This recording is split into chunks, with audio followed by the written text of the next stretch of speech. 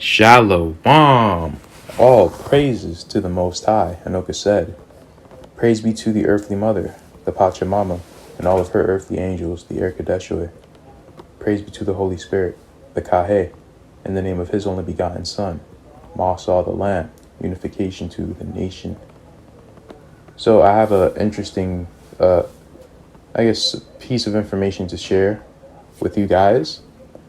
I wanted to know if anyone in the comment section can help me with this prophecy, because this is not just something that's in the Book of Remembrance. This is something that the natives, that the North American Indians know about.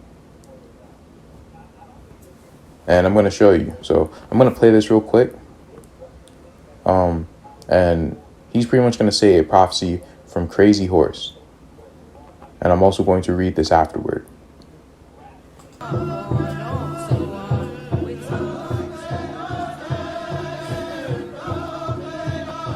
Who is that white guy?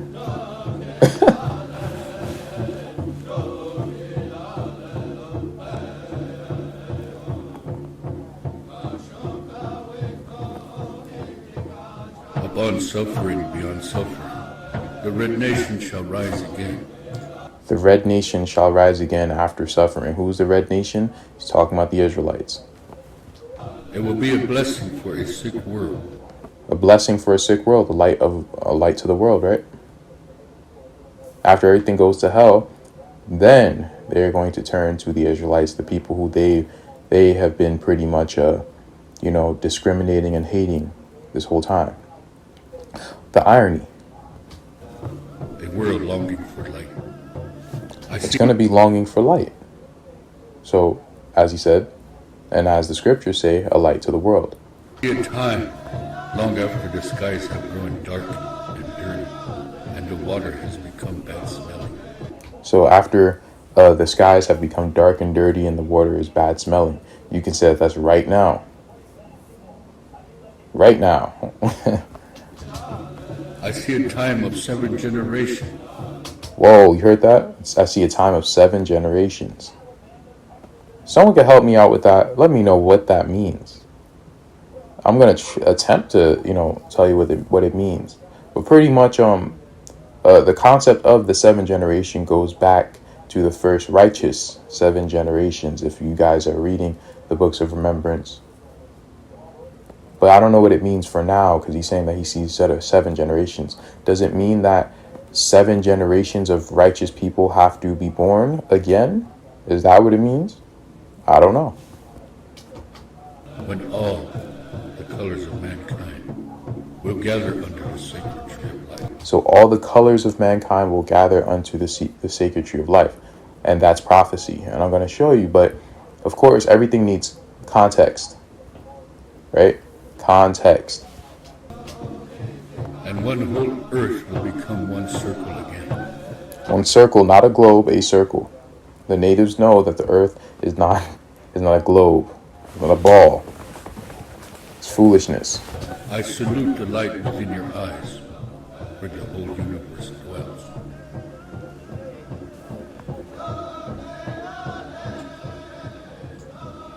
So, actually, let's leave that alone. So, I looked up 7 generations, and I'm not going to share this in entirety, but I'll start here. And all the holy ways of the righteous and the 7 generations are the exact manner of behavior that open the portal and pathway between the oaks of Patach to return once again to Eden. So, as the dude said, after 7 generations, they occur or they do something, that is going to open the pathway to Eden. And where is Eden? I believe Eden is actually located in the North Pole. And I believe east of Eden was North America. So when Adam and Eve left the garden, they went to North America. Pretty much. But that's just my opinion from my research. But let's move down, because this is the important one. And now, my son, will you tell your old father Yatetsequab, Yatsequab, for me, that the way back to Eden is built into the fabric of his soul, and our father Anoka said, only waits to take him there until the 7 generations are complete. Only the seed of Adam are going back into the garden. Not these Anunnaki and lizard people. No, it's the seed of Adam.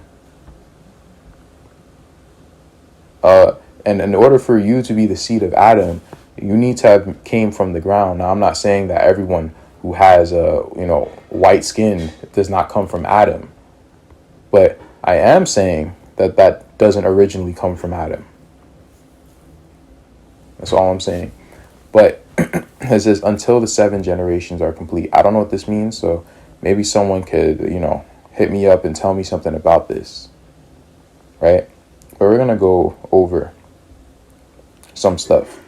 So, Crazy Horse's message, and this pretty much read it, but I'll say it again. Let me start.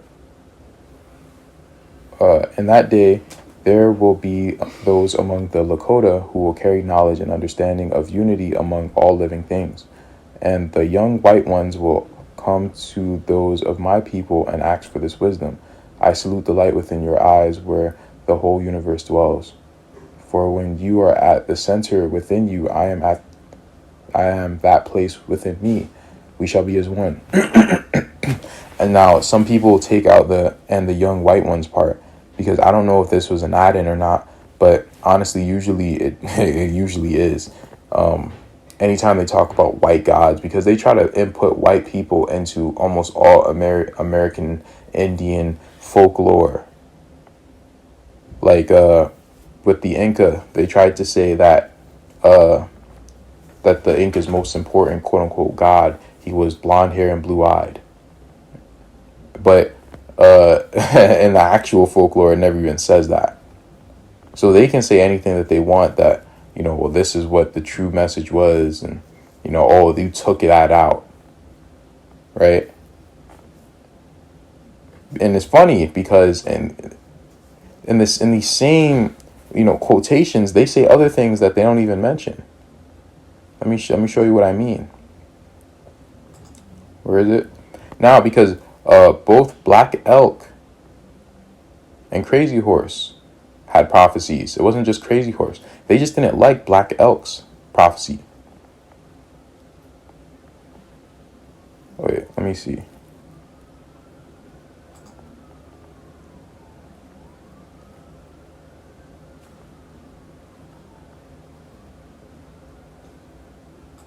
One second.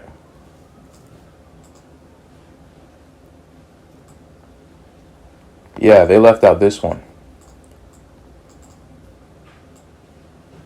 He saw his people being driven into spiritual darkness and poverty, while the white people prospered in a material way all around them. But even in the darkest times, he saw that the eyes of a few of his people kept the light of dawn and wisdom of the earth, which they passed on to some of their grandchildren. He saw the coming of automobiles and airplanes, and twice he saw the great darkness and heard the screams and explosions when millions of people died in 2 great world wars. But he saw after the second great war passed, a time came when his people began to awaken, not all at once, but a few here and there, and then more and more. And he saw that they were dancing in a beautiful light of the spirit world under the sacred tree, even while still on earth. So, look, then he was amazed to see the dancing under the tree were representatives of all races who had become brothers. And he realized that the world would be made new again and in peace and harmony, not just by his people, but by all members of all races of mankind. Well, isn't that sweet?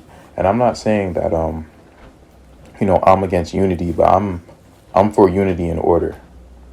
And when he's seeing this vision, he's not seeing all different races of people, quote unquote.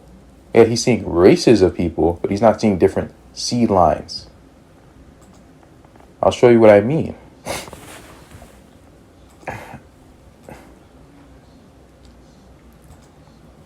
Now, let me just mention, originally Israel was never supposed to mix with so-called white people. I'm just keeping it 100. They were not supposed to do it.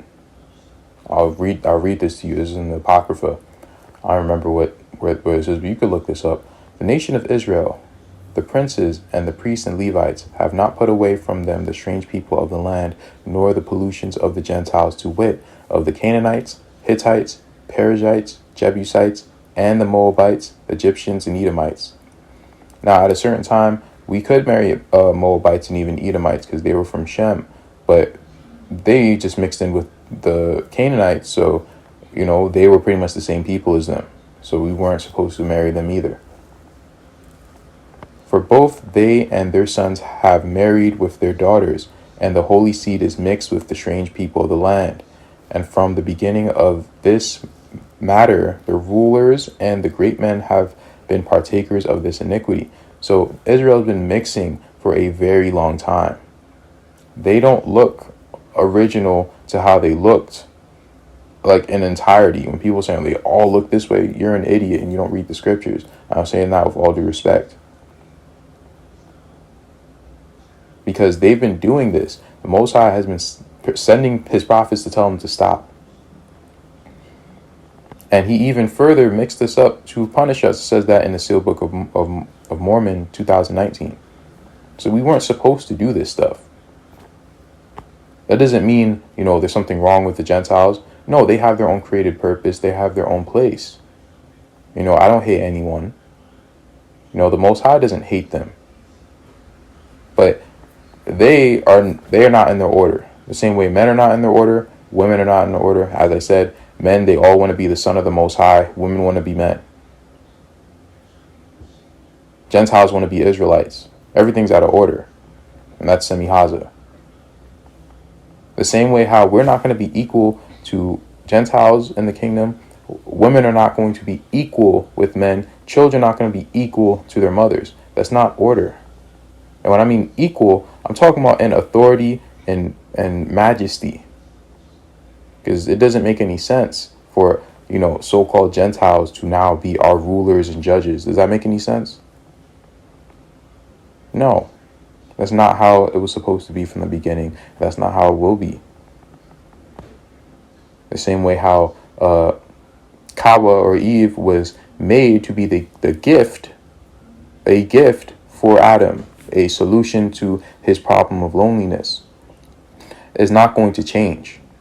So you better get comfortable and learn your role. And that's the only way you can truly achieve happiness, because that's what the Most High wants, so that's what you should want. And as soon as I had heard these things, I rent my clothes and the holy garment and pulled off the hair from my head and beard and sat me down, sad and very heavy. So there you go. They weren't supposed to mix, but they did, and they mixed after they got scattered. So they weren't supposed to, but they did, and now we're here. Right? That's why I don't speak about people from an individual level. I judge by the Spirit. I'll talk about white people on a generalized standpoint, but I don't hate any of them. I just don't want to be around them. And some of them could be Israelites. Some of them, some of them are not. Same with anyone else, but the Israelites have an original look to them. And I care about the people who have suffered, right? And I'm going to gravitate to the people who have the original look. But I'm going to be able to tell when someone really is one of the children of Israel. For one, that person is going to know. They're going to know. And they're also going to identify with the people who also are the children of Israel. That's how I know. So if I'm speaking about Gentiles on my channel, the ones who are Israel, the ones who look like Gentiles but are actually Israel, they're not going to get offended. The same way how humble women are not going to get offended when I talk about how, there's an order between the man, woman, and child. You're not going to get offended.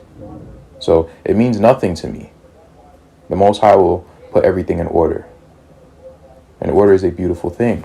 But we're going to get some context on pretty much that prophecy. But first, let's go to Revelations 7 or 6. Let's start with 6. Because everything, like the first 3 seals, I have to do a lot more studying. But the 4th seal is talking about the conquest of the Americas, when the so-called red people get scattered, right? And I looked and beheld a pale horse, and his name that sat on him was Death, and hell followed with him. And power was given unto them over the 4th part of the earth, to kill with the sword, and with hunger, and with death, and with the beasts of the earth. When he had opened the 5th seal, I saw under the altar the souls of them that were slain for the word of Anoka said, for the testimony which they held. And they cried with a loud voice, saying, Oh, how long, O Lord, holy and true, dost thou not judge and avenge our blood on them that dwell on the earth? So the fourth seal is them being killed. The fifth seal is them crying because they were killed. When did that happen? It only happened one time in history. 1492 conquest, and pretty much the 400 years of captivity that we had to deal with. Right?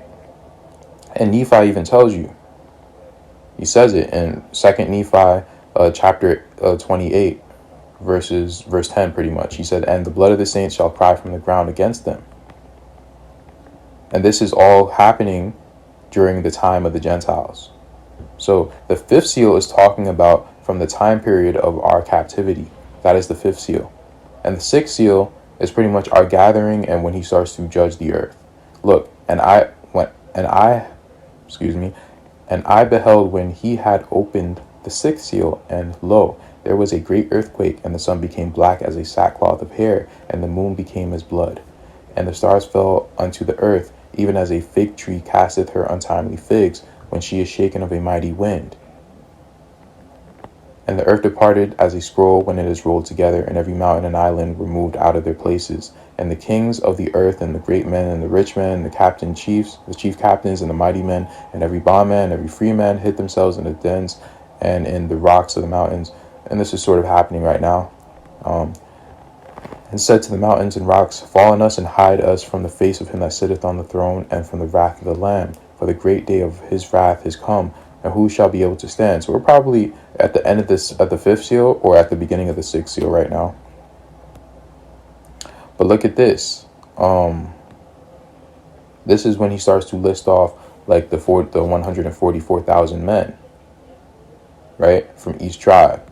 And then afterward, he talks about the innumerable number of people. And let's see. After this I beheld, and lo, a great multitude which no man could number, of all nations and kindreds and peoples and tongues, stood before the throne and before the Lamb, clothed with white robes and psalms in their hands, and cried with a loud voice, saying, salvation to our power, which sitteth upon the throne, and unto the Lamb. Skipping down. And one of these elders answered, saying unto me, what are these which are arrayed in white robes, and whence they came? Oh, wait a minute. Did I skip something?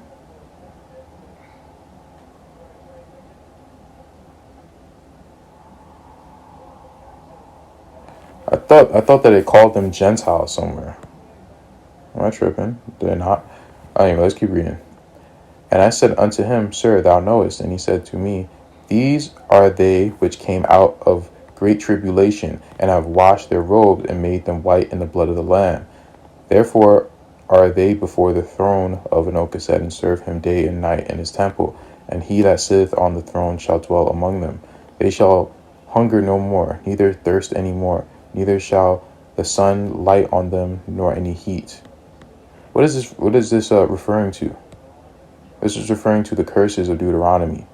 The curses of Deuteronomy were not on all the other nations. The curses of Deuteronomy were on the Israelites. I thought that it called them Gentiles, though,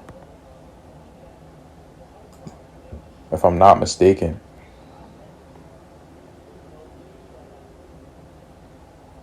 But either way, he's saying, he saw a multitude of different nations and kindreds and peoples. But what is it talking about? Let's find out. This is why they took out the Apocrypha, because it gives context. This is 2nd Ezra chapter 2. And thus saith the Lord unto Ezra, tell my people that I will give them the kingdom of Jerusalem, which I would have given unto Israel.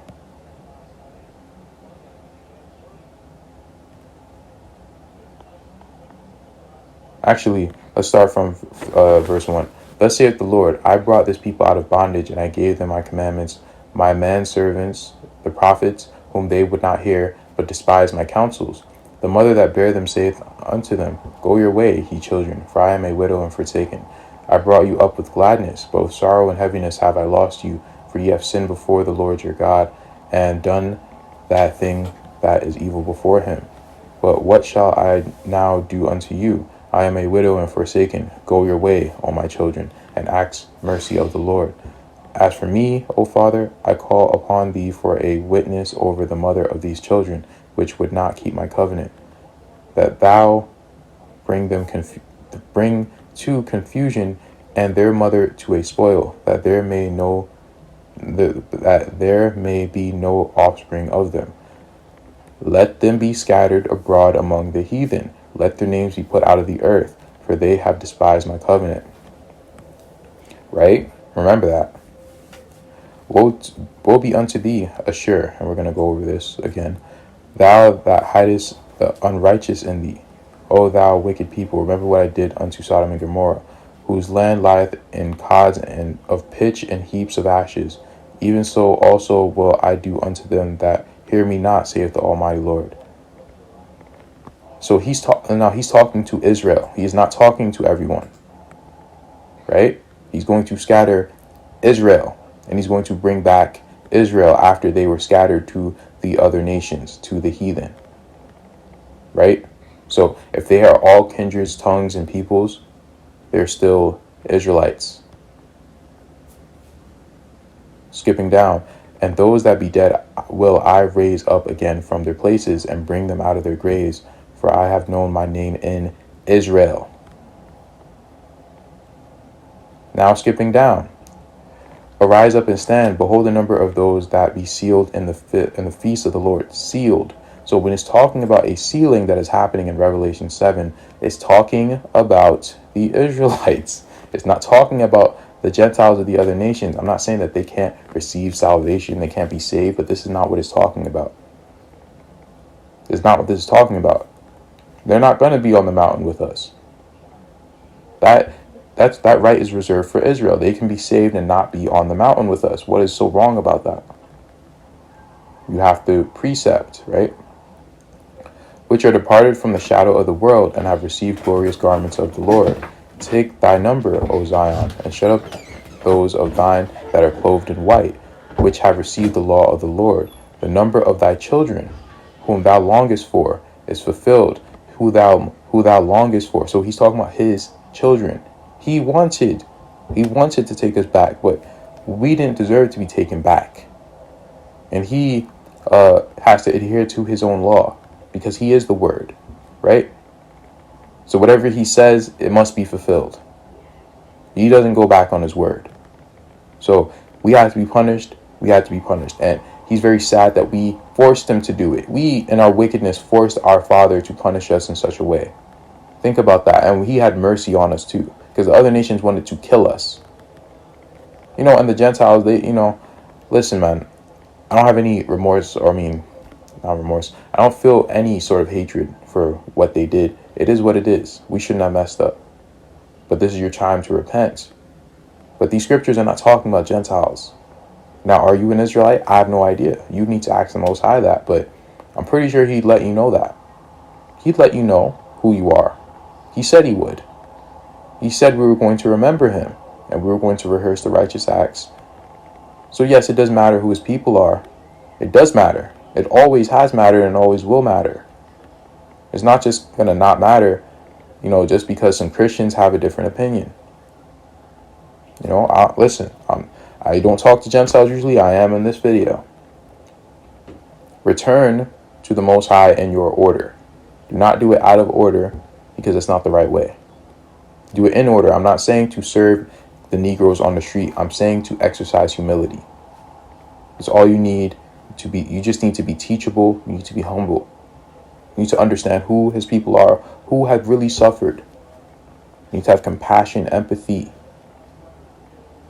These are the Gentiles who will be blessed, right? The next world is for few. You want to get into the kingdom? Well, come in with us. But there's a way it needs to be done, right? I'm giving my hand out to you. I want the best for you. I want you to go back to your created purpose. But trying to be Israel is not your created purpose. That's something that Satan has come up with to further piss us off. But don't join in with that, because you don't want to be burned up with the other replacement theology, Romans. That's just, I'm trying to be nice. I'm trying to be respectful. Okay. The number of thy children whom thou longest for is fulfilled.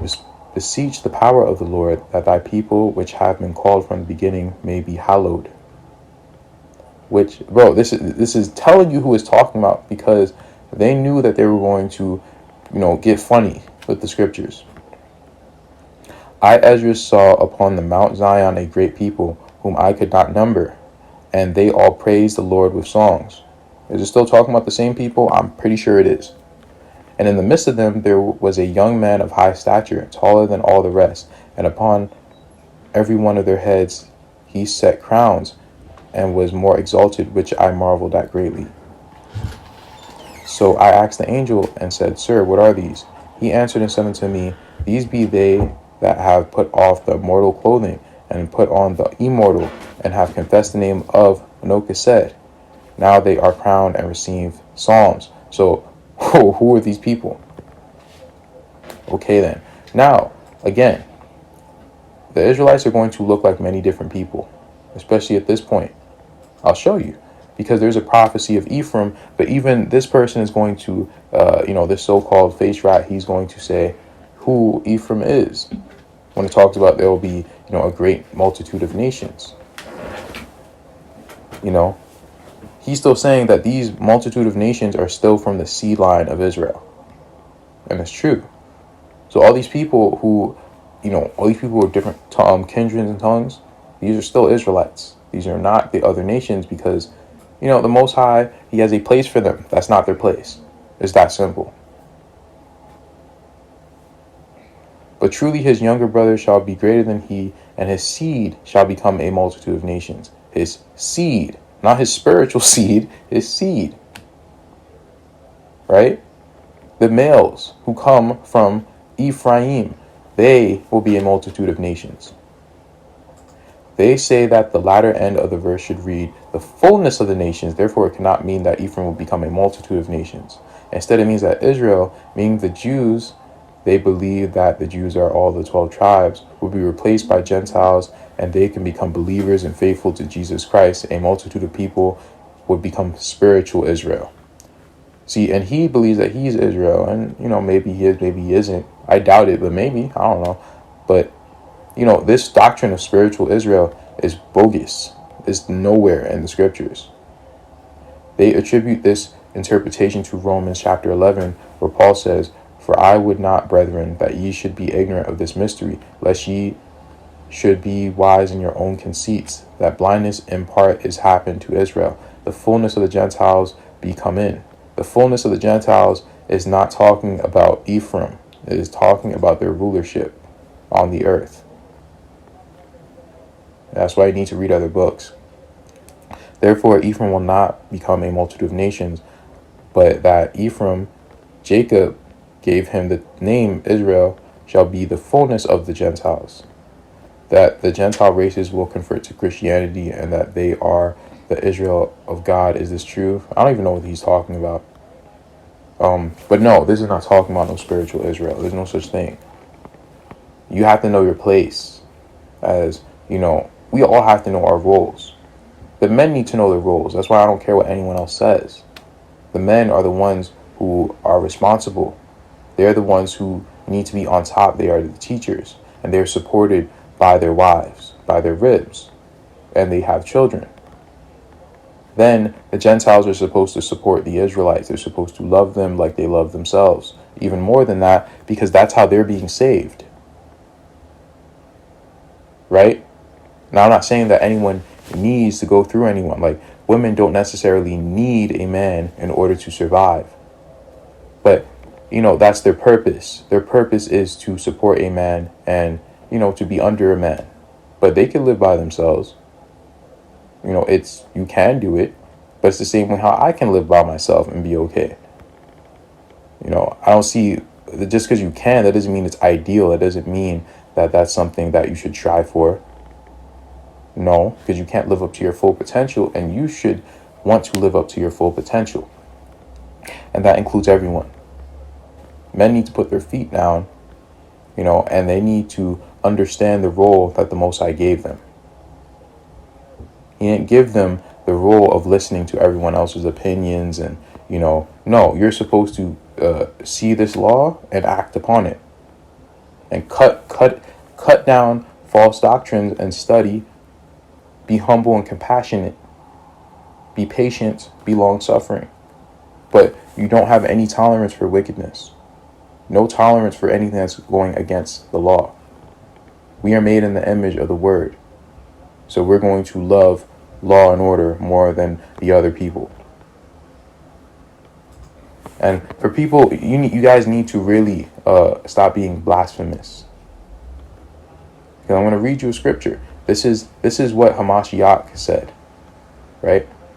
And I listen to him before anyone else, anything else. I listen to his words first. Do not think that I have come to abolish the law or the prophets. I have not come to abolish them, but to fulfill them. So anything that is abolishing any law, then that's not what it means. You have a wrong interpretation. The only thing that he abolished is anything that has to do with the temple or the land, because we are not in our temple. We don't have a temple. We don't have a land. We don't have Levites. But other than that, we're supposed to do everything else. Yes, we're supposed to keep the dietary law. Yes, we're supposed to keep the clothing regulations. You could do what you want, but the law is the law. I'm not going to compromise the law. For I tell you truly, until heaven and earth pass away, not a single jot nor a stroke of a pen. What the hell, a stroke of a pen? Not one jot or tittle shall in no wise pass from the law till all be fulfilled. You see that? Not one jot or tittle. So if you want to blaspheme the law, if you want to give your opinions, go ahead, do your thing. But I'm not doing that. And I'm going to stand by what is right. I'm not going to stand by the precepts of man. So then, whoever breaks one of the least of these commandments and teaches others to do likewise will be called the least in the kingdom of heaven. So watch what you say, because you can be damning yourself. But whoever practices and teaches them will be called great in the kingdom of heaven. So there you go.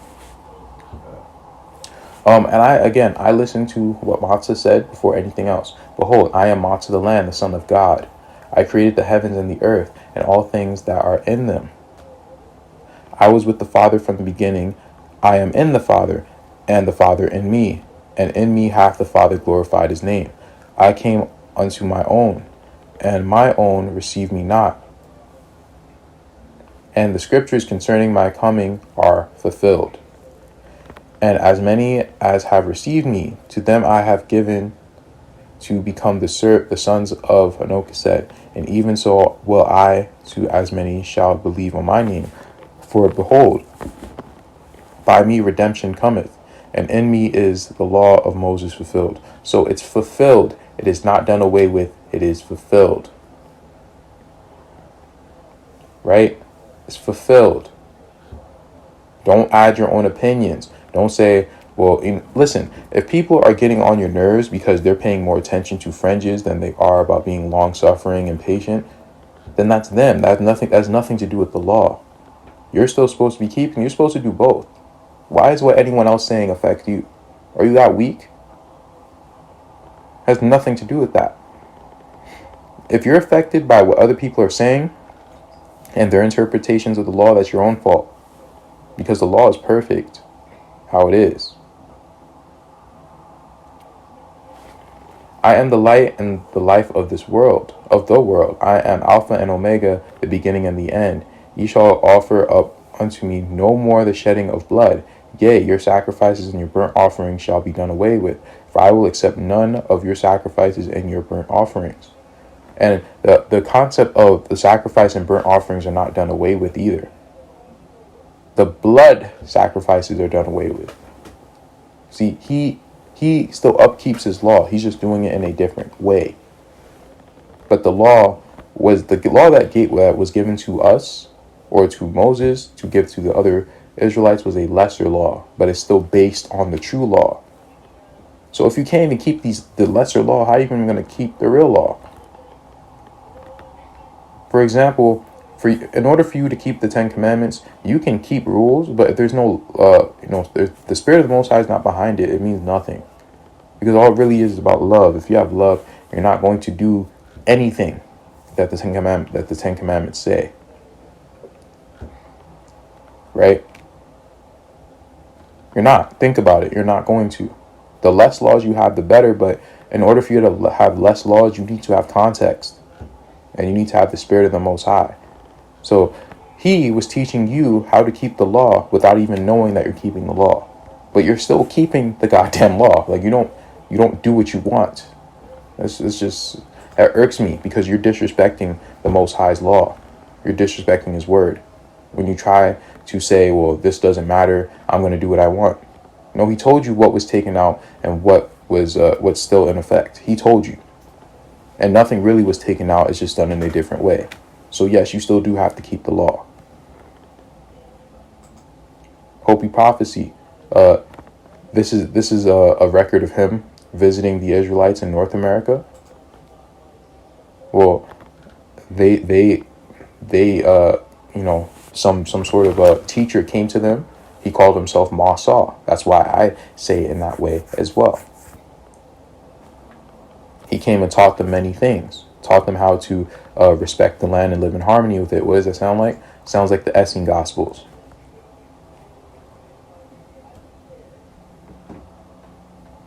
So that's all I want to share with you guys.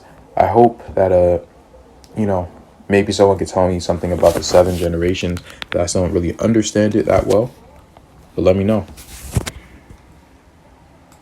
Have a blessed day. Peace be unto you. Selah Kalah.